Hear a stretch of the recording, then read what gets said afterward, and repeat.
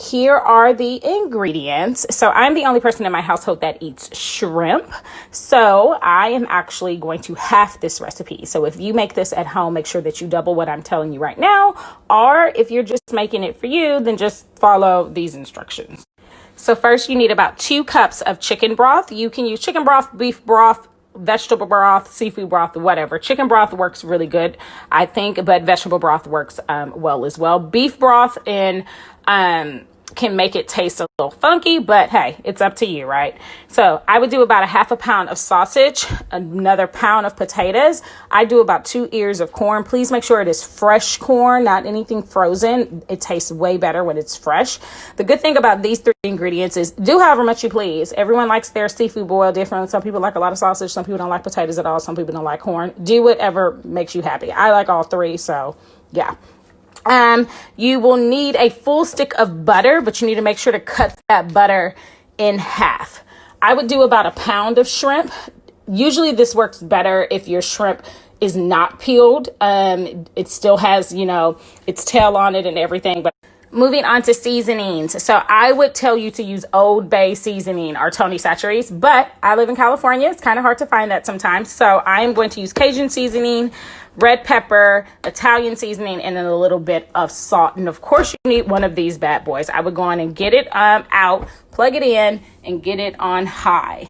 So you're going to start by getting those potatoes and your chicken broth into the crock pot. So put your potatoes in first, then pour in your chicken broth. Then you're going to season. You're going to use whatever seasonings you want. But again, I do recommend Old Bay and Tony Chachere's. Use as much seasoning as you desire. Everyone likes their boils differently. Some like it super spicy, some don't. Completely up to you. So go on and get in there however much you want.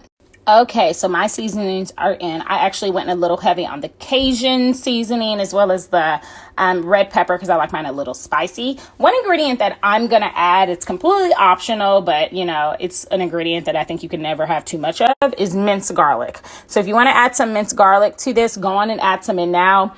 I'm going to add a full tablespoon, maybe a tablespoon and a half. So I'm going to do about that much garlic. It seems like a lot. Oh my gosh, it smells so good, but I love garlic. So that's enough for me. Again, this is just for me. This is probably about 3 servings for me, but it's just for me so I can add what I want to add. Now you're going to add in your corn and your sausage. Get all of that in there. And then let's give it a good little twirl around just to, you don't want everything nice and balanced. So you will ask probably, why did I have to put all the ingredients in those steps? Here's the real answer. You don't. You can put it in whatever steps you want.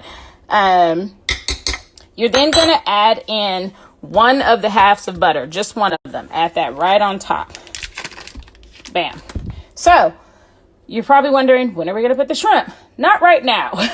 So your crock pot is on high. You've got everything in there. You are going to cover this and you're going to let this cook for 3 hours on high. I said it was a slow cooker, right? So 3 hours on high, and then we will come back and we will add the shrimp after that. Okay, we are back. So you're going to open it up, see what's going on. You can kind of move it around a bit if you want to. But it is time to add the shrimp. Now, this is more than 1 pound. So I'm not going to use all of this, but I am going to use probably half of it. Again, it's better if the shrimp is not peeled tails on, but we are in the middle of Corona. So you're going to take what I give you. So get some shrimp in there and move it around a little bit. I'm going to add a little bit more. Then, if you want to add more butter, you can. I'm from the South, so y'all know I'm about to add some more butter. But then after that, you're going to cover it again and cook for another 2 hours.